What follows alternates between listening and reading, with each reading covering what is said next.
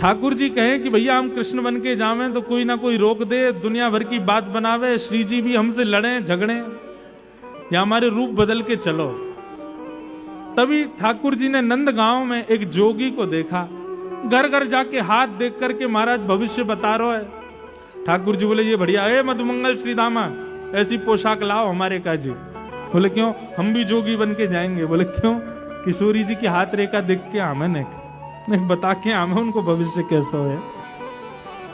ठाकुर जी जोगी बन करके जा रहे हैं, श्री मलुकदास जी महाराज इसका वर्णन कर रहे हैं। तो महाराज जी यहाँ पे बोले, इंद्रेश जी, मलियागिरी भस्म ब्राजे मानो सुर डमरू बाजे। श्री मलुकदास जी महाराज कह रहे हैं मलियागिरी भस्म, मलियागिरी तो चंदन होता है, भस्म कैसे हो गई। मैंने कहा हाँ महाराज जी ये बात तो सही है, मलियागिरी तो चंदन होता है, भस्म कहां से हुई।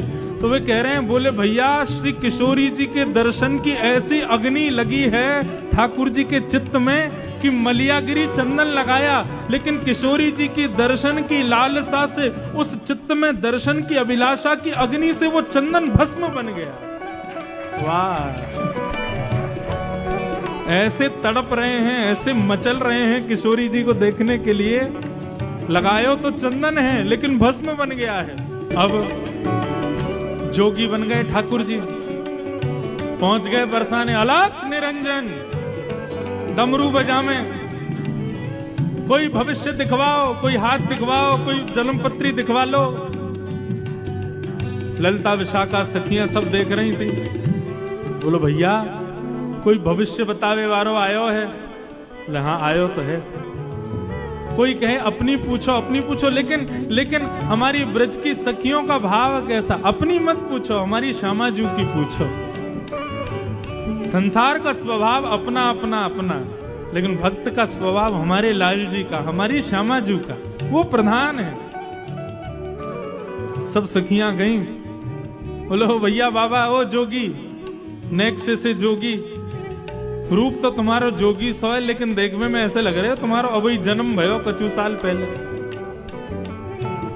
ठाकुर जी बोले ये सब तपस्या के बल से हुआ है गोपी, तुम नहीं समझोगी। हमने हिमालय पे बड़ी तपस्या करी है, हमारी आयु कितनी है। हाँ ये संग में हमारो सेवक है, ये बतावे। हाँ बताओ कितनी आयु। मधुमंगल भी गया था जोगी बन के। मधुमंगल बोलो हमारे महाराज जी 120 वर्षों से हिमालय पर तपस्या कर रहे हैं, लेकिन तपस्या के प्रभाव से इनके अंग प्रत्यंग की झुर्रियां चली गई हैं, देखने में ऐसे लगते छोटे बालक। दो चार सखियां बोली हमारो हाथ देखो। मधुमंगल बोले तुम्हें तो मैं ही देखूंगा, इधर आओ, तुम्हारे भविष्य को तो मैं बता दूंगा।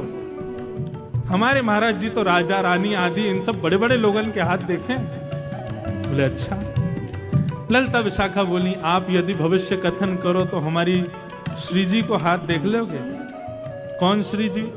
अरे या बरसाने की अत्यंत सुकोमला, अत्यंत सुमनोहरा, रसिक जनन के हृदय में सदा वास करवे वारी श्री वृषभानु नंदिनी हमारी श्यामा जी ने उनको भविष्य देख ले।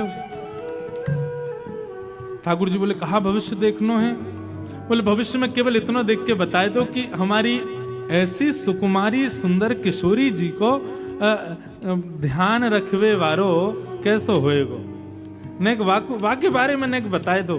हम तो यही बात की चिंता में कि हमारी किशोरी जी के भाव स्वभाव स्वरूप इतने सुंदर हैं कि कहीं उनकी जोर को कोई मिलेगा भी कि नहीं।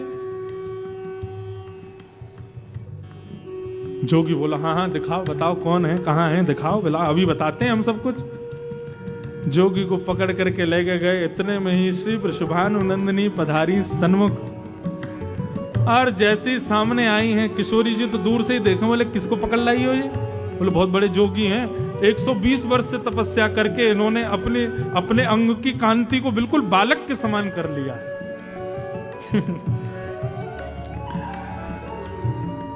किशोरी जी गईं, हाथ दिखाने लगी। ठाकुर जी हस्त कमल देखने लगे। बोली अरे आपको जो ध्यान रखवे वारो, आपके अब बीच में तो कई भाव हैं लेकिन सीधे आम है, आपको ध्यान रखवे वारो, आपके सुंदर भाव को प्रस्तुत करवे वारो वो ज्यादा दूर ना है, आपके सन्निकट ही रहवे। बस वहां में एक कमी होगी, सुंदरता में कोई कमी नहीं, नेक रंग ओझल होगा आपसे। ललिता विशाखा बोली ये कहीं नंदन नंदन की तो बात ना कर रहा है, ये कहीं बार यशोदा के लाला की तो बात ना कर रहा है। किशोरी जी तो हस्तकमल का स्पर्श करते, अरे श्री किशोरी जी तो ठाकुर जी के अंग की सुगंध से पहचान जाती हैं, उनको तो सब पता हो। बरसाने में ठाकुर जी आ जाए, किशोरी जी को वैसे ही पता चल जाए, किशोरी जी भी समझ गए ये कौन है, हम सब जानना ही है। बोले जाकू आपके बगल में खड़ो कर दियो जाए और वाके बगल में खड़े रहते आपकी उपमा और बन जाए, समझो वही आपको जीवन संगी बनेगा। ललिता विशाखा बोली तो क्या करना चाहिए? बोले एक एक जो भी आपको लगे कि योग्य है वाकू लाला के बगल में खड़ा करके देख लो, यदि वासे किशोरी जी की उपमा बढ़ जाए तो समझ जाइयो कि वही है। अब बोले यहां कोने पकड़ के लाम है, सो धीरे धीरे ठाकुर जी खिसक के बगल में चले गए और बगल में जाकर के महाराज कंधे में गलवैया और देगी। अरे ललिता ने देखियो कैसे लग रहे हैं हम। ललिता विशाखा बोली अरे लयोरी बेलन हमारा, या की हिम्मत कैसे भाई, हमारी किशोरी जी गले में गलवैया डाल खड़ो है। जैसे ही ललिता विशाखा दौड़ करके आई किशोरी ठाकुर जी पर नेक थोड़ो प्रहार करवे के काजे, इतने में ही ठाकुर जी ने अपने अंग की मलियागिरी चंदन की भस्म को हाथ में लियो और जोर की फूंक मारी। महाराज वही से सबरी गोपी मंत्र मुग्ध है के निहाल है। किशोरी जी के दर्शन की अभिलाषा से आए थे ठाकुर जी, रूप बदल के सब सखियों को मूर्छित कर दिया और नैन भर के देखने लगे श्यामा जी को। देखते देखते देखते देखते जितनी जितनी डोज चाहिए थी उतनी मिल गई।